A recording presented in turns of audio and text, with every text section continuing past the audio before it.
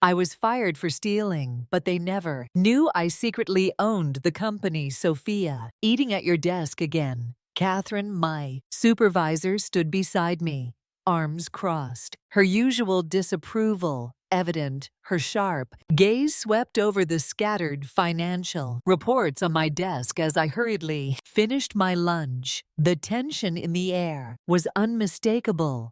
Someone has to get these reports done, I replied, brushing store dress, a $30 fine that served as a quiet reminder of my modest beginnings, something Catherine never failed to look down on. Or is it because you can't afford the restaurants where we executives dine? Her voice dripped with condescension, her smirk practically daring me to react. I met her gaze with a calm smile, refusing to take the bait. If only Catherine knew I owned 60% of global investments, she might have fainted on the spot. My name is Sophia Robinson. I'm 34 years old. And 3 years ago, I inherited the majority of shares in global investments and ventures from my father. But rather than stepping into a high-ranking role, I chose to start from the ground up as a financial analyst. I wanted to understand the company from within to learn its operations inside and out. Only 3 people knew the truth: my attorney Meredith, my accountant, and my brother Simon. Not even my husband, David, the company's CEO, was aware of my secret. Sophia, Catherine's voice yanked me from my thoughts. I need the Richardson project analysis on my desk this afternoon, she ordered, her tone leaving no room for discussion. I frowned slightly. That report isn't due until next week. Well, I need it today. Is that a problem? Her eyes locked onto mine, daring me to refuse. Not at all, I answered, pushing aside my irritation. What Catherine didn't realize was that the Richardson project was my own initiative, a plan to restructure the company and eliminate unnecessary positions, including hers. Just then, my phone vibrated. A message from Meredith flashed across the screen. Board of directors pushing for an emergency meeting. They want to discuss the Richardson project. Do we proceed? I hesitated, fingers hovering over the keyboard. Something about this felt off. Wait, I have a feeling about this. As I focused back on my work, I caught sight of David striding through the office, exuding his usual air of authority. We had met 2 years ago at a charity gala, where I had played the role of an ordinary donor, blending into the crowd. He had been drawn to what he perceived as my humility and dedication to hard work. Marriage had been his idea. He liked the image of being married to a simple, career-driven woman. What he didn't know was that I had been closely evaluating his performance as CEO this entire time.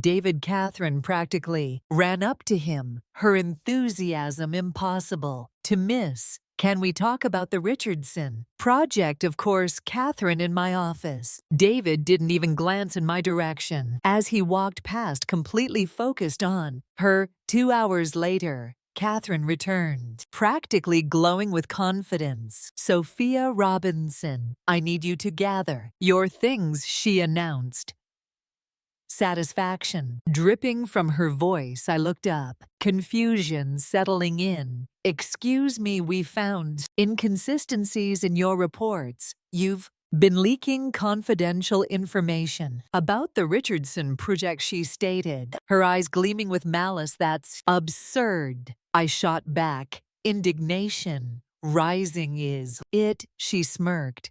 We have proof that you've access to files beyond your authorization level. Of course I had accessed them. I had created them. Catherine, this is a misunderstanding. Security, she cut me off, completely ignoring my words. Please escort Miss Robinson out of the building. As the guards approached, David appeared, wearing a mask of disappointment that only fueled my anger. Sophia, sweetheart. He sighed, shaking his head. I can't believe you would do this. I narrowed my eyes, disbelief washing over me. You too, David. As CEO, I can't make exceptions. Not even for my wife, he stated flatly, his voice void of any emotion. Catherine's smirk deepened, revving in my downfall. Thief, she sneered as security flanked me. You never work in this city again. As they syrupy voice addressing Davido, that you're divorcing her. How about dinner? We can discuss my promotion. Sitting in the parking lot trying to process the whirlwind of events, my phone buzzed. Again, another message from Meredith. Do you want me to reveal your identity now? Not yet. Wait 2 more weeks. I want to see what else they do. A quiet determination settled over me. I placed my phone down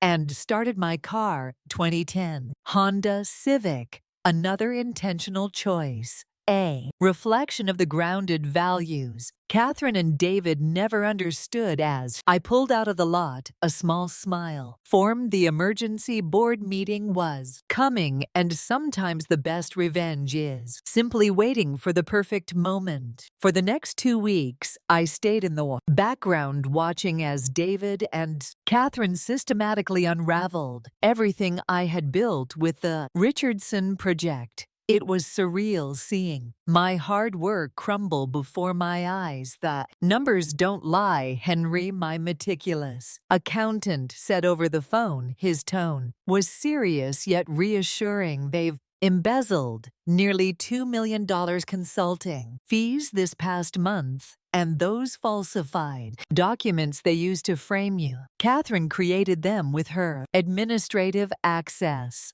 Honestly, it's sloppy work. Just then Meredith entered my private office, a luxurious penthouse David had never once stepped foot in. During our marriage, a space I had built for myself filled with a success he had always taken for granted. The board is in a panic, Meredith said, dropping a stack of files onto my desk. The sound echoed through the otherwise silent room. The Richardson project was their best chance at modernization, and they know it. Meanwhile, David filed for divorce this morning, citing unethical conduct in breach of corporate trust. I couldn't help but laugh at the irony. Perfect. Everything is set for tomorrow, she asked, her eyes narrowing with determination. The emergency board meeting is scheduled for 10 a.m. All members have confirmed attendance, I replied, a sense of satisfaction washing over me that night. As I sat in my office, my phone vibrated with a message from David. I'm sorry it had to end like this, sweetheart, but stealing corporate information. What were you thinking? Bikini. Divorce papers are on their way. Be reasonable with the settlement. There's no need for this to get ugly. I stared at the screen, considering a response, then deciding it wasn't worth it. I let the message sit there unanswered. The next morning, I arrived at corporate headquarters dressed in a $5,000 Chanel suit, a small indulgence I had avoided during my time undercover. The fabric felt smooth against my skin, a stark contrast to the events that had led me here. As I walked through the lobby, the receptionist, who had witnessed my humiliating exit 2 weeks ago, froze, her face pale with shock. Miss Robinson, you can't be here, she stammered, eyes wide with disbelief. Actually, I can, I said, my voice steady. Check with security. I have a meeting with the board of directors inside the conference room. David sat at the head of the long, polished table with Catherine beside him, looking more like his consort than an high executive. Seeing them together made my stomach turn, but I remained composed. What is you doing here? Catherine shot up from her chair, her expression twisting with outrage as her eyes darted between David and me. Sit down, Catherine, I said, my tone even. This concerns you directly. You don't get to give me orders. David, do something, she shrieked. panic creeping into her voice. David looked just as unsettled as she did, his brows knitting together in confusion. Sophia, the terms of your dismissal were clear. He started trying to take control of the situation before he could finish. Meredith entered, pushing a cart stacked with thick folders. The entire atmosphere shifted as she stepped into the room, her presence commanding attention. Ladies and gentlemen of the board, she began smoothly, her voice measured and controlled. Allow me to introduce Sophia Robinson, majority shareholder of Global Investments and Ventures and the legitimate chairwoman of the board. Silence fell over the room, thick and heavy. Then Catherine let out a nervous laugh, a feeble attempt to downplay the moment. This is ridiculous. She's a junior analyst. A thief. No, Meredith corrected, unshaken. She is the daughter of Richard Robinson, the company's founder. And for the past 3 years, she has been evaluating this administration's performance. David went pale, the sign, realization hitting him hard. But we're married. Yes, David, I replied, my voice unwavering. I married you to determine whether you were the leader this company needed. Unfortunately, you failed spectacularly. Catherine's head snapped toward him, panic flashing across her face. She's lying. David, don't listen to her. I ignored her desperate protest, keeping my focus on the board. Would you prefer to review the evidence of the embezzlement first? Or should we begin with the forged documents used to justify my termination? David shot up from his chair, scrambling to regain control of the spiraling situation. There must be some misunderstanding. A misunderstanding? I asked, flipping open my laptop and turning toward the board. Are you referring to the $2 million down ghost consulting fees, or perhaps the offshore transfer specifically to a Cayman Islands account? Catherine frantically grabbed her belongings, clearly rattled. Have an important meeting. Sit down. Ordered firmly. The police are waiting outside. They have a few questions about those forged documents. The room fell into a tense silence. Some board members scribbled notes. Others exchanged uneasy glances as they absorbed the evidence in front of them. Ladies and gentlemen, I continued, my voice steady, carrying weight. For the past 3 years, I have worked from the ground up, learning every facet of this company. I've analyzed our financials, studied departmental operations, and what I've uncovered deeply troubling. With a single click, a series of data-driven charts illuminated the large screen at the front of the film room. The vibrant visuals immediately commanded attention. Under Mr. Bryant's leadership, efficiency has plummeted by 40%. A murmur rippled through the board members. That's a staggering drop. One that directly translates into lost revenue and missed opportunities. Costs have tripled in just a year, draining funds that should have been reinvested into innovation, the very foundation this company was built upon. David scoffed, frustration tightening his expression. That's not fair. I've secured new contracts. Oh, you mean the contracts with Shell, secretly owned by your brother? I raised an eyebrow, letting the of my words settle in. Yes, we uncovered that, too, along with a paper trail leading directly back to your office. Meredith, ever the professional, stepped forward with composure, distributing documents to the board. As you'll see, she said smoothly, her tone authoritative. The Richardson project, the very initiative Miss Anderson falsely accused Sophia of sabotaging, was designed to uncover these financial irregularities and safeguard the integrity of our company. This isn't just about one person, it's about the future of global innovations and ventures. David's expression shifted, desperation flickering in his eyes like someone backed into a corner with no way out. Sophia, sweetheart, we can fix this. We're a husband and wife, surely you can reconsider. I sigh, his words heavy with insincerity, reaching into my briefcase. I retrieved another folder and placed it on the table with a firm thud. About that, I began letting the moment stretch. Before continuing, here's my counter suit for divorce. It includes all evidence of your fraud, embezzlement, and unethical conduct during our marriage. His face paled, disbelief and fear settling in as the weight of my words sink in. You can't do this to me. Oh, the same way you couldn't defend me when I was falsely accused, the same way you couldn't resist stealing from the company or remain faithful. My voice remained steady, each word cutting through the tension like a stone, skipping across a still pond, sending ripples of unease through the room. Turned to Catherine, she had gone rigid, her face drained of color. Slowly, she sank back into her chair, her confidence shattered as reality unfolded before her. As of this moment, I announced unwavering, David Bryan and Catherine Anderson are officially terminated from their positions. Security will escort you to collect your belongings and ensure your departure from the premises. You can't arrest me, Catherine shrieked as two uniformed officers entered their presence, commanding attention.